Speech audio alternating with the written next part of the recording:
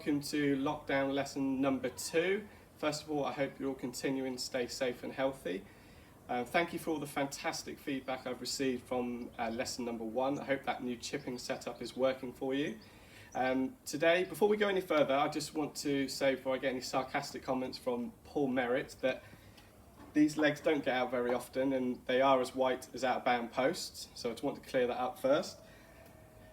So today's lesson is going to be on the chip swing and the technique of the chip swing. Hopefully we're going to talk to you today about the 3 most common faults of the chip swing and how to rectify those faults, and hopefully we can combine that with lesson number 1 on the chipping setup, and when we get back out on the golf course it should help you get up and down more often around the greens.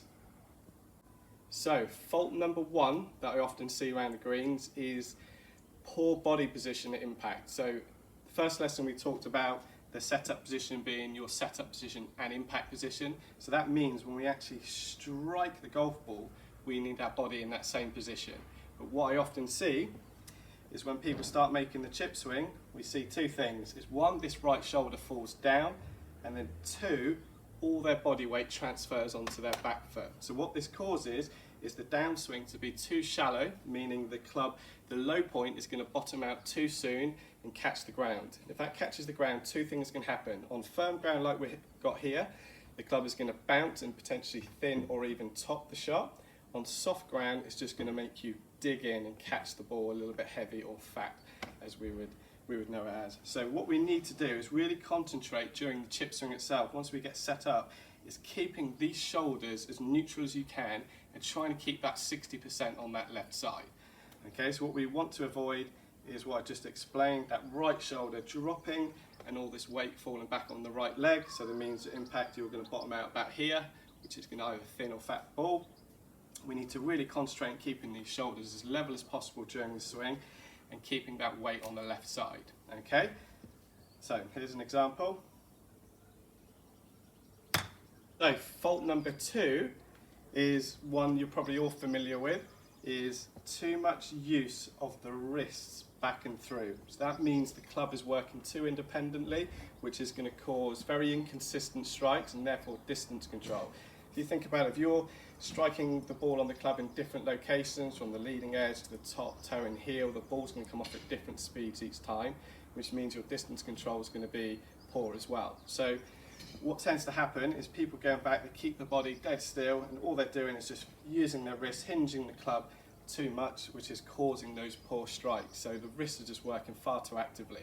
So what I want to see is, once we get in our setup position, as we've explained, we just want to try and keep this Y shape between my 2 arms and the club as much as possible in the backswing. Okay, so when I go back, we're roughly in this position here. There is a small amount of hinge in the wrists, but as you can see, I'm not excessively using the wrists and getting the club working too independently. So it would look something like this.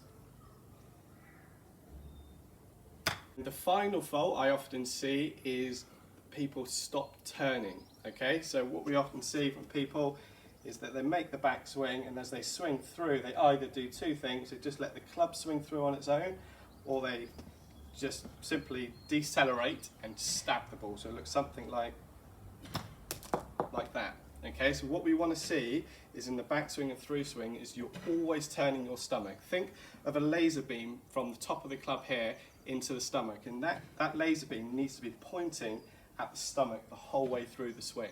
Okay, so we want the club and the body working together rather than the club working too independently, like we just talked about with the wrists. So as a drill, just kind of think about that club always pointing at the belt buckle or the belly button.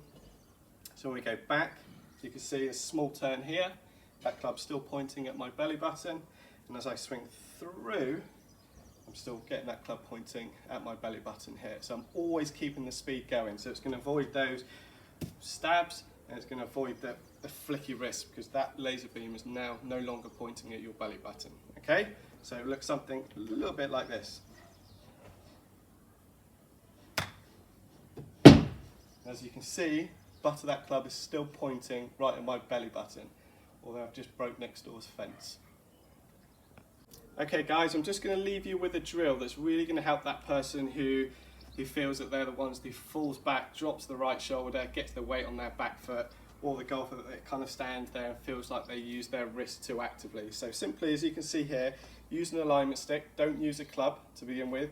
You can do, but I'm not taking any responsibilities on a broken shaft. So use an alignment stick, pop it inside the right heel, get your normal width of stance with the ball position in the middle. As long as we keep our weight on the left side and we don't fall back, or we don't try and scoop the ball up into the air by using our wrist too much, we should avoid making any contact with that alignment stick, okay? So if I got it wrong, you can see if I fell back, right shoulder down, weight on my right foot, or tried to scoop the ball, I'm simply going to bottom out too early and actually hit that alignment stick. So that's what we want to avoid. So keep the weight on the left side, try and keep the wrist hinge to a minimum, and just keep the body turning. So it should look something like this. Okay guys, there we have it. Lesson number 2 completed. I hope you enjoyed today's lesson. If you can try and combine today's in-swing principles of a chip shot with lesson number 1 on the chipping setup, both of them together I'm sure will really improve your chipping, and therefore when you get out onto the golf course you'll be getting up and down a lot more often. And the next video I'm going to be sending out will be a chipping challenge, so look out for that. I'm going to do a bit of work on some of my distance control now and go and repair that fence. But until next time guys, I hope you stay safe and we'll see you again soon. Thank you.